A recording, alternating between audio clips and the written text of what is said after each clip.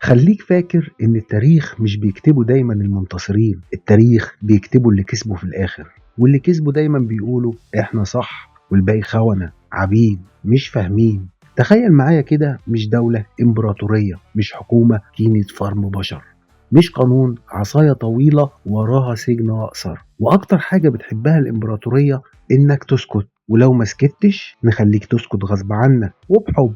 أهلا بيكم في قصة سبارتاكوس. أول واحد قال هو احنا ليه ساكتين أصلا على الهم ده؟ إمبراطورية روما أقوى دولة في زمانها، جيش لا يقهر، قانون صارم، سجون وعبيد بالملايين، وفجأة عبد واحد يثور ويخلي روما كلها ترتجف. دي مش قصة من الخيال، دي الحقيقة وأغرب من أي فيلم. سبارتاكوس مصارع مقاتل زيه زي أي أصل ثابت في دفاتر روما. روما قالت له انت عبد، دورك تتخانق وتموت عشان الناس تتفرج وتاكل فشار.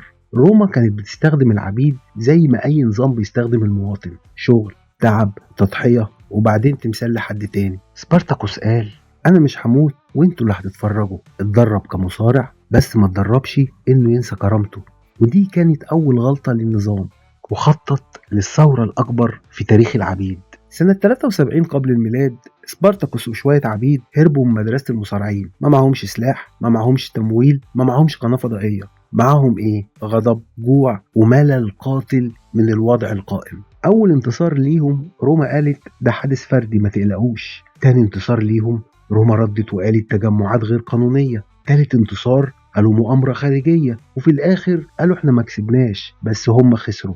جنود الإمبراطورية مش مصدقين إن عبد واحد ممكن يحقق كل ده. سبارتاكوس ما كانش بس شجاع، كان ذكي، استغل التضاريس، هزم قوات أكبر منه مرات ومرات، خطط، هجمات خاطفة، وعمل حواجز خلت روما تخاف من كل خطوة بيعملها. ببساطة كان فاهم اللعبة، اضرب واجري، تضاريس استغلها، توقيتات صح، استنزافات لقوة العدو، حاجات بسيطة كده. بس روما ما كانتش متعودة إن اللي تحت بيفكر.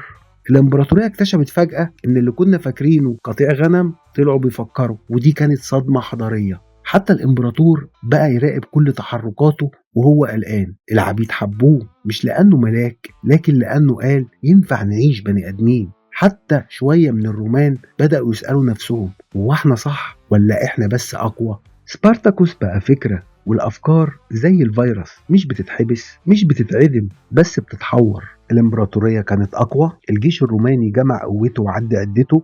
روما مش هتسيبك كده، جمعت الجيش والحديد والخطابات الوطنية والنشيد اللي يخليك تعيط وانت مش فاهم ليه. العبيد اتهزموا وسبارتاكوس مات، بس روما اتعلمت درس، مش كل اللي ساكت راضي، ومش كل اللي راضي غبي، واكتر واحد خطر هو اللي مش خايف. سبارتاكوس مش قصة عبد، دي قصة نظام افتكر نفسه خالد، وإنسان افتكر نفسه ضعيف، اكتشف إنه لأ مش ضعيف، وإن ممكن الإمبراطوريات تسقط والسجون تفضى والتماثيل تتكسر. الخلاصة يا جماعة، مش كل اللي ساكت راضي، ومش كل اللي بيضحك مبسوط، وأخطر مواطن مش اللي بيزعق، اللي بيضحك ويفهم. بس خلاص، أشوفكم الحلقة الجاية.